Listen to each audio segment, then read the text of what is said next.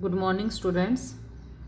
As you know, we have complete some topics related to business study, and we are going to start till today, whose topic is introduction of human activities and types.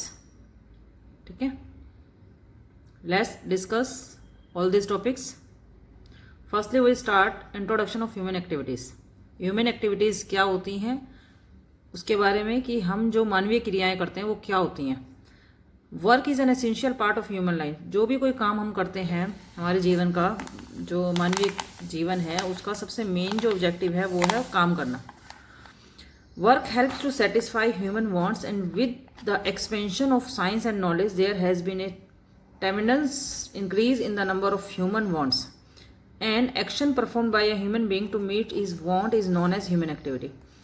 बहुत ज़्यादा science और knowledge में मतलब humans की knowledge बढ़ने की वजह से या साइंस की जो साइंस का जो स्केल है, मतलब जिसकी वजह से हमारी जो इन्वेंशन है वो बढ़ने की वजह से जो ह्यूमंस की जो इच्छाएं हैं वो बहुत बहुत ज़्यादा बढ़ गई हैं. ट्रेमेंडस इंक्रीज मतलब बहुत ज़्यादा असीमित बढ़ गई हैं. ऐसी कोई भी एक्टिविटी जो ह्यूमंस द्वारा की जाती है अपनी इच्छाओं की पूर्ति के लिए, उसे कहते हैं human activities.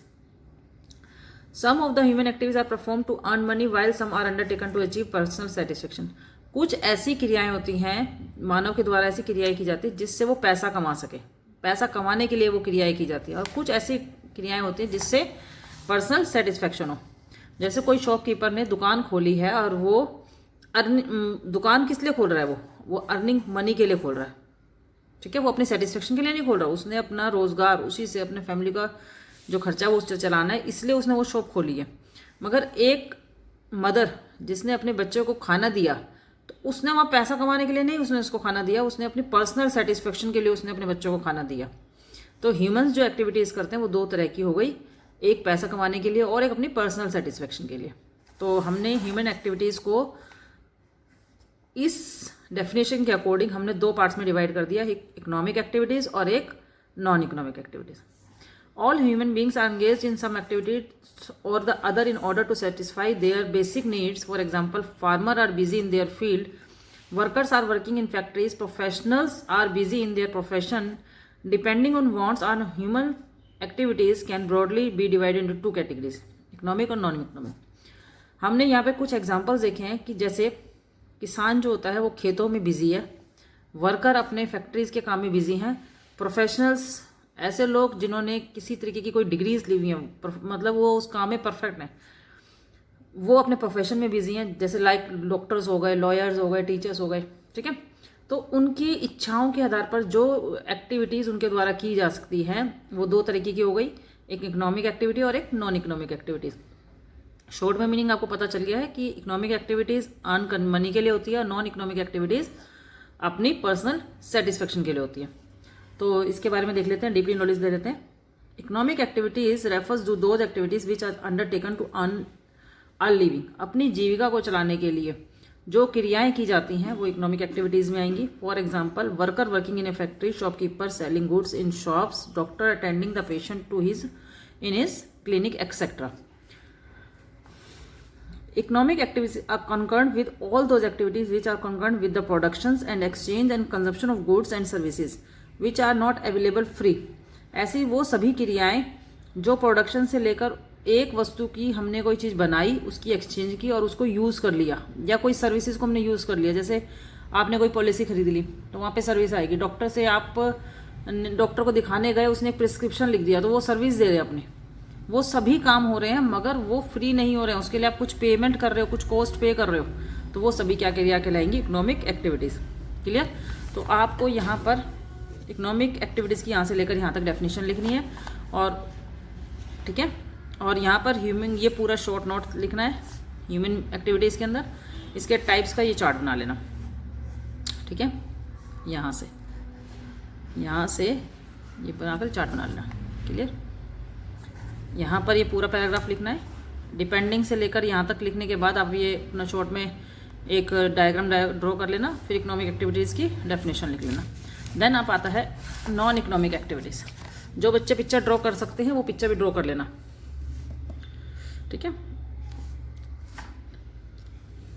non-economic activities. Non-economic activities refers to those activities which are undertaken to satisfy social, psychological and emotional needs. वो सभी क्रियाएं जो हमारे समाज को हमारी साइकोलॉजिकल और इमोशनल नीड्स को पूरा करे. मतलब हमने यहाँ पे पैसा नहीं कमाया, हमारे इमोशंस मतलब हमें अंदरूनी शांति मिले, हमारी इच्छा पूरी हो, मतलब अंदरूनी इच्छा पूरी हो उस काम को करने से, वो हमारी कहलाती है non economic activities. For example house wife cooking food for her family, कि हाउस वाइफ ने अपनी फैमिली के लिए खाना बनाया तो यहाँ पर उसकी इमोशनल और साइकोलॉजिकल जो नीड्स है वो पूरी हो गई. एक टीचर ने बच्चों को, अपने बेटे को पढ़ाया, वो यहाँ पर अपने बेटे से कुछ पेमेंट नहीं ले रही है, प्रोफेशनल नहीं है वो यहाँ पर, तो यहाँ पर वो अपनी नीड पूरी कर रही है, इमोशनल जो नीड है वो पूरी कर रही है. या हमने कोई गैदरिंग करके सोशल समाज में हमने कोई मीटिंग रख ली या कोई इवेंट रख लिया या हमने कोई जैसे कहते कोई मैसेज दिया, तो वहाँ पर हमारी सोशल नीड्स जो सोशल एक्टिविटीज़ है वो आएगी. ठीक है. In non economic activities there is no expectations of any kind of monetary reward of benefit. जब भी हम नॉन इकोनॉमिक एक्टिविटी करते हैं तो हम किसी भी तरीके की इच्छा नहीं चाहते कि हमें कोई रिवार्ड मिले या हम किसी तरीके की मॉनेटरी हमारी हेल्प हो. They are inspired by sentimental of reasons and are performed out of love, sympathy and sentiments and patriotism etcetera. वो जो इंस्पायर होते हैं, नॉन इकोनॉमिक एक्टिविटी करने के लिए इंस्पायर होते हैं, वो या तो लव की वजह से, सिंपैथी, सेंटिमेंट्स या पेट्रियटिज्म की वजह से वो सभी एक्टिविटीज करते हैं. ठीक है. Basic of classifying an activity as economic और नॉन एक्टिविटी, ऐसी मतलब हम किस आधार पर कहेंगे कि एक्टिविटी इकोनॉमिक है, वो एक्टिविटी नॉन इकोनॉमिक है. If the activity is perform with the aim of earn money, that is economic activity. If the activity is perform without aim of earning money, that is called non economic activity. ठीक है. जैसे एक doctor ने एक patient को अपने clinic पर देखा तो वो इकोनॉमिक एक्टिविटी है, और उसी डॉक्टर ने फीस ली है वहाँ पर, और वही डॉक्टर अपने बेटे को घर पर देख रहा है, तो ये नॉन इकोनॉमिक एक्टिविटीज़ हो जाएगी. ठीक है. क्लियर. तो यहाँ पर यहाँ से लेकर यहाँ तक नॉन इकोनॉमिक एक्टिविटीज़ को राइट डाउन कर लेना. ठीक है. क्लियर. फिर बेसिक क्या है, इस तरीके से हम आधार पर हम देख पाते हैं कि इकोनॉमिक है या नॉन इकोनॉमिक है. अब दोनों में डिफरेंस देख लेते हैं, दोनों में क्या क्या डिफरेंस है. सबसे पहले इकोनॉमिक का प्राइम जो ऑब्जेक्टिव है वो अर्न मनी करना है, और नॉन इकोनॉमिक एक्टिविटीज़ का जो मेन पर्पस है वो है सेटिस्फेक्शन. यहाँ पर मनी का होना, मतलब जो भी हम काम कर रहे हैं वो मनी की फॉर्म में हम मेज़र कर सकते हैं. यहाँ पर हम मनी की फॉर्म में उस काम को मेज़र नहीं कर सकते हैं. इसमें इकोनॉमिक एक्टिविटीज़ में हमारे पास कुछ प्रॉफिट या इनकम आनी चाहिए. यहाँ पर इस तरीके की कुछ नहीं आता, यहाँ पर मेंटल सेटिस्फेक्शन आती है. ठीक है. They perform regularly and measured period of one life. It is old age and one may be stop working. ये एक रेगुलर चलने वाली एक्टिविटीज़ है या एक लंबे टाइम तक चलने वाली है. यदि हम ओल्ड एज में चले जाते हैं तो या मतलब जब हमारी एज ज़्यादा हो जाती है तो हम उस काम को बंद कर सकते हैं. मगर यहाँ पर they are perform during leisure और स्पेयर टाइम. जो भी हमारा मतलब फ्री टाइम होता है या हम उस टाइम को मतलब कुछ काम जो भी हम कर रहे हैं वो लिमिटेड टाइम के लिए करते हैं. जैसे हमने खाना बनाया तो आधे घंटे में, 1 घंटे में बना के ख़त्म कर दिया. यदि हम वही खाना बनाने वाला काम रेस्टोरेंट के तौर पे करते हैं तो हमारा वही काम सारा दिन चलता है. तो इसमें ज़्यादा लंबा टाइम चलता है, ये शॉर्ट पीरियड के लिए हो गया. Clear. The end result of these activities production of goods and services. इसका जो एंड रिजल्ट है वो है जो गुड्स हैं या सर्विसेज हैं उसकी प्रोडक्शन.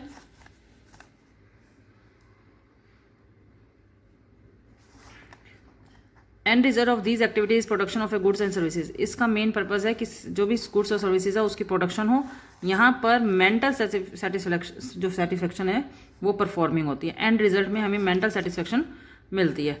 इसमें एग्जाम्पल हो जाएंगे कि स्कूलों में टीचर्स पढ़ा रहे हैं, डॉक्टर्स अपने क्लिनिक पर जा रहे हैं या वर्कर अपने फैक्ट्री में काम कर रहे हैं. यहाँ पर टीचिंग दे तो रहे हैं मगर वो अपने बेटे को दे रहे हैं. डॉक्टर देख रहा है अपने घर पर, ठीक है ना, फ्री में देख रहा है. अब हमारे पास आता है इकोनॉमिक एक्टिविटीज़ कितनी तरह की होती है, कि पैसा कमाने के जो तरीके होते हैं वो कौन कौन से होते हैं. सबसे पहला होता है एक बिजनेस. ठीक है. सेकंड होता है प्रोफेशनली. थर्ड होता है एम्प्लॉयमेंट. 3 मेजर पार्ट आ गए हमारे पास, बिजनेस, प्रोफेशन और एम्प्लॉयमेंट. ठीक है. इसके अंदर हम गुड और सर्विसेज को देकर एक्सचेंज करके हम प्रॉफिट कमाते हैं. प्रोफेशनल में हम अपनी जो जिस भी चीज़ में हम परफेक्ट है उस काम की, उस सर्विसेज को देकर हम पैसा कमाते हैं. थर्ड, हम यहाँ पर अपनी सर्विसेज देकर, ठीक है, जैसे हमने कोई कॉन्ट्रैक्ट ले लिया, कोई सर्विसेज दे दी, फैक्ट्री में हम जो भी काम कर रहे हैं उसको हम देकर हम कुछ वेजेस या सैलरी लेते हैं, वो कहते हैं एम्प्लॉयमेंट। ठीक है, ये दोनों ही मिलते जुलते से हैं, थोड़ा माइनर सा ही फर्क है दोनों में। कॉन्सेप्ट ऑफ बिजनेस,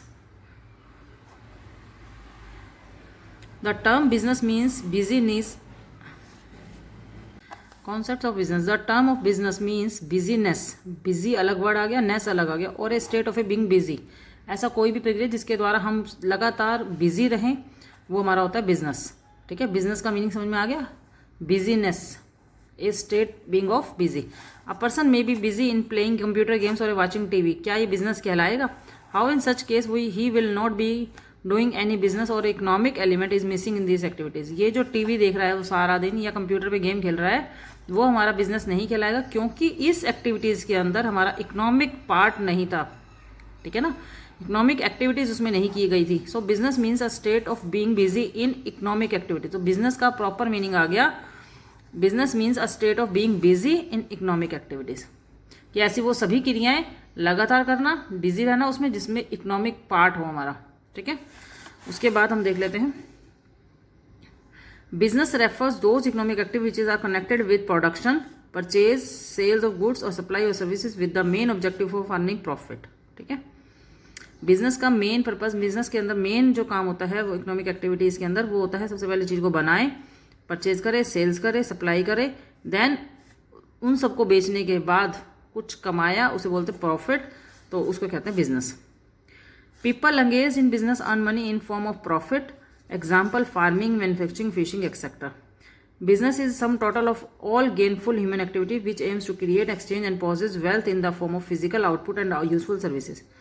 बिजनेस के अंदर वो सभी ह्यूमन एक्टिविटीज़ को हम इंक्लूड करेंगे जिसका एम कुछ करना, एक्सचेंज करना, पॉजेज करना या वेल्थ कमाना है, वो सभी इसके अंदर, जिसके बदले में हमें फिजिकली में कुछ वापस रिटर्न हो रहा है, तो उसे कहते हैं बिजनेस। तो आपने इसके अंदर कॉन्सेप्ट्स के अंदर क्या लिखना है, ये फर्स्ट वाली लाइन, ठीक है, ये सारा ही लिख लेना। ठीक है, और देन उसके बाद बिजनेस की यहाँ से यहाँ तक डेफिनेशन। ठीक है,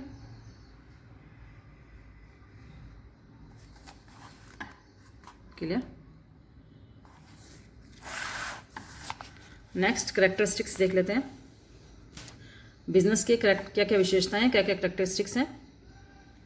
बिजनेस जो होती है वो इकोनॉमिक एक्टिविटीज़ होती है, इसके अंदर गुड्स और जो सर्विसेज हैं उसका प्रोडक्शन प्योरक्यूरमेंट होना जरूरी है, गुड्स और सर्विसेज की सेल होनी जरूरी है, एक्सचेंज होना जरूरी है। Then dealing in goods and services on a regular basis, जो गुड्स और सर्विसेज आप बेच रहे हो वो डेली रेगुलर बेसिस पे बिकनी चाहिए, यानी कि आपने एक बार बेच दिया, उसमें प्रॉफिट कमा लिया, खत्म काम, वो बिजनेस नहीं कहलाएगा। ठीक है, और देन प्रॉफिट भी होना चाहिए, और लास्ट में अनसर्टेनिटी ऑफ रिटर्न भी होनी चाहिए, कि आपको क्या पता वो आपको जो प्रॉफिट आ रहा है वो एक रेगुलर बेसिस पे नहीं आ रहा, कम ज़्यादा हो रहा है। ठीक है, रिटर्न की अनसर्टेनिटी है, एक निश्चित नहीं है कि आपको इतना प्रॉफिट होगा ही होगा। ठीक है,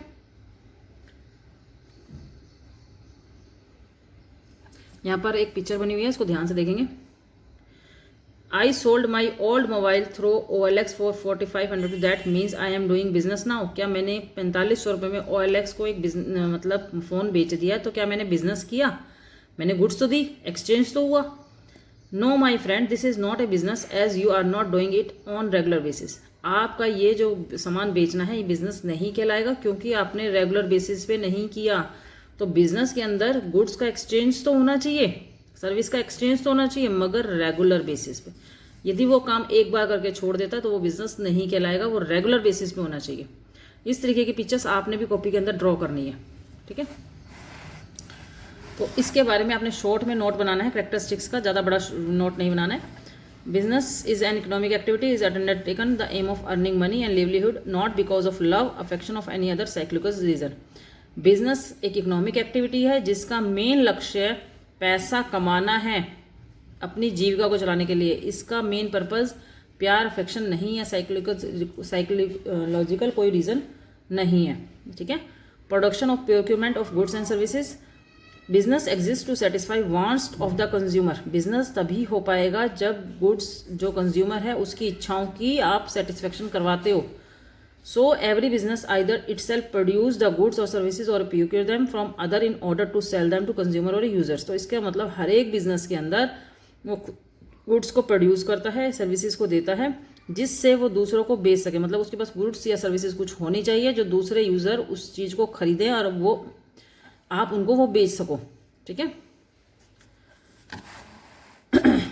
all business activities are directly और indirectly concerned with the transfer और exchange of goods and services for values. जितने भी बिजनेस हैं उनकी जो एक्टिविटी है डायरेक्टली भी और इनडायरेक्टली भी, चाहे डायरेक्ट हो या नहीं हो। कई बार ऑनलाइन आप सामान मंगवाते हो तो डायरेक्ट नहीं भेजा गया, वहाँ पर डायरेक्टली हो या नहीं हो, इनडायरेक्टली हो, वहाँ पर ट्रांसफर और एक्सचेंज गुड्स का या सर्विसेज का होना चाहिए किसी वैल्यू के बदले में। ठीक है। आपके चाचा जी ने आपको कोई गुड्स भेजी, गुड तो ट्रांसफर हुई मगर उसके बदले में कुछ वैल्यू नहीं पे आउट हुई, तो वो नहीं कहलाएगा, बिजनेस नहीं कहलाएगा। तो बिजनेस के अंदर आपको गुड्स और सर्विसेज डायरेक्टली या इनडायरेक्टली देनी चाहिए फॉर वैल्यू के लिए। ठीक है। यदि पर्सनली आप कोई चीज़ मंगवाते हो और उसकी कोई वैल्यू नहीं है, ठीक है। डीलिंग इन गुड्स और services on a regular basis, जो बिजनेस है उसके अंदर गुड्स और सर्विसेज रेगुलर बेसिस पर, रेकरिंग बेसिस पर, ठीक है ना। कुछ गुड्स होती हैं कि जैसे रेगुलर बेसिस पे ना होगा, थोड़े टाइम पीरियड के बाद होती रहती है, 2 महीने बाद, 3 महीने बाद होती रहती है। जैसे सर्दियों का, जिस दुकानदार ने सिर्फ सर्दियों का सामान लगाना है तो वो सर्दियाँ आने के बाद ही लगाएगा, तो वो रेकरिंग बेसिस हो गया। ठीक है। रेगुलर बेसिस मतलब वो टूटता नहीं, लगातार वो लगाता रहता है। तो यहाँ पर जो भी आप काम कर रहे हैं, चाहे गुड्स बेच रहे हैं चाहे सर्विसेज कर रहे हैं, सर्विस दे रहे हैं आप अपनी बिजनेस के अंदर, वो रेगुलर बेसिस पे होनी चाहिए। Profit earning, the main aim of every business is to earn profit. No business can survive for long without earning profit. तो आपके बिजनेस का भी मेन पर्पज प्रॉफिट कमाना होना चाहिए। कोई भी बिजनेस यदि बहुत लंबे टाइम तक प्रॉफिट नहीं कमाता तो वो जीवित नहीं रह सकता है। हाँ, थोड़ा टाइम यदि कोई नुकसान हो रहा है तो वो बंदा कहता है कि चलो ठीक है आगे प्रॉफिट हो जाएगा, मगर लंबे टाइम तक उसको नुकसान हो रहा है तो वो बिजनेस नहीं चलेगा। तो आपके बिजनेस का भी मेन पर्पज प्रॉफिट कमाना होना चाहिए। Uncertainty of return, every business aim to earn profit, however there exist uncertainty of return, the business may be earn in इस इन्वेस्टमेंट। हर एक बिजनेस जो होता है उसका मेन पर्पज प्रॉफिट कमाना होता है। ठीक है। उसमें चाहे जो रिटर्न आ रही है, जो हमें प्रॉफिट आ रहा है, वो चाहे अनसर्टेन है, वो हमें नहीं पता कितना आएगा हमारी इन्वेस्टमेंट के ऊपर, मगर उसका मेन पर्पज क्या होना चाहिए, प्रॉफिट कमाना होना चाहिए, रिटर्न आनी चाहिए। अनसर्टेनिटी है वो ठीक है, बिजनेस में आपकी फिक्सिंग नहीं हो सकती। जैसे आपने एक एफडी करा ली, आपने 5 लाख रुपए की एफडी करा ली, ठीक है, आपको 25,000 रुपये मंथली आपको इंटरेस्ट आ रहा है, तो वो आपकी इनकम नहीं, आपका बिजनेस नहीं कहलाएगा वो। ठीक है। क्योंकि आपकी एक फिक्सिंग हो गई, वो आपने एक पैसा इन्वेस्ट कर दिया उसके बदले में आ रहा है। तो यहाँ पर जो इन्वेस्टमेंट पे जो रिटर्न आएगी वो अनसर्टेनिटी होगी, जब वो बिजनेस कहलाएगा। ठीक है। तो ये सारी बातें मिलने के बाद ही बिजनेस कहलाएगा। खाली एक बात को हम सोचकर बिजनेस नहीं कह सकते। ठीक है। बिजनेस तभी होगा जब इकोनॉमिक एक्टिविटी भी होगी, गुड्स सर्विसेज के लेन देन भी होगा। ठीक है। गुड सर्विसेज रेगुलर बेसिस पे भी जानी चाहिए, प्रॉफिट भी होना चाहिए, और जो प्रॉफिट है, रिटर्न आ रही है, वो अनसर्टेनिटी भी उसके अंदर होनी चाहिए। ठीक है। लास्ट टॉपिक है हमारा element of risk. Risk is uncertainty associated with N exposure और टू लॉस। रिस्क जो होता है वो अनसर्टेन होता है, जिसका नहीं पता, वो हमारे एक तरीके के लॉस को भी, मतलब हमारे दिमाग में ये होता है कि उसकी लॉस भी हो सकता है। मतलब ये फैक्टर भी हमारा होना चाहिए। ऐसा नहीं कि केवल प्रॉफिट ही हो हमारे बिजनेस में। जब भी आप कोई काम करते हैं तो उसमें लॉस और प्रॉफिट दोनों हो सकते हैं। तो आपको नहीं पता कि आपके बिजनेस में लॉस होगा या प्रॉफिट होगा, अनसर्टेनिटी होती है। तो एलिमेंट ऑफ रिस्क भी होना चाहिए बिजनेस के अंदर। It is related with certain factors like changes in consumer taste, fashion, changes its method of production, strikes, increase competition, fire, theft etcetera. यहाँ पर वो सभी फैक्टर्स आ जाएंगे, जैसे कंज्यूमर का टेस्ट बदल सकता है, आपको नहीं पता कंज्यूमर का टेस्ट कब बदल जाएगा, उनका फैशन चेंज होता रहता है। ठीक है ना। प्रोडक्शन के मेथड में चेंजेस आते रहते हैं कि चीज़ हमें कैसे बनानी है। स्ट्राइक्स आ जाए, ठीक है, कंपटीशन में बहुत ज़्यादा एकदम से उतार चढ़ाव आ जाए, ठीक है, कोई चोरी हो जाए, आग लग जाए, तो ये सारे हमारे जो रिस्क के एलिमेंट्स हैं ये होने मतलब इस तरीके के फैक्टर्स होंगे तभी वो बिजनेस माना जाता है। ठीक है। क्लियर। आज हमने इकोनॉमिक एक्टिविटीज़ में 3 पार्ट में से एक पार्ट कवर कर लिया है, बिजनेस। ठीक है। हमारे 2 पार्ट रहते हैं, वो हम नेक्स्ट टॉपिक में देखेंगे, नेक्स्ट वीडियो में देखेंगे, प्रोफेशन और एम्प्लॉयमेंट। तो यहाँ तक जितना भी मैंने आपको कराया है इसका एक शॉर्ट नोट बनाकर, ठीक है, इतना भी शॉर्ट नोट ना हो कि एक लाइन में आप क्वेश्चन खत्म कर दो, तो शॉर्ट नोट बनाकर आपने मुझे सेंड करना है। आपका ये फर्स्ट चैप्टर यूटी में आएगा, इसीलिए आपने इस फर्स्ट चैप्टर को, एक ही चैप्टर आएगा तो आपने इस चैप्टर को बहुत अच्छे से समझना है, ठीक है, क्योंकि एक एक नंबर के क्वेश्चन है तो चैप्टर के बीच में से बनते हैं। क्लियर?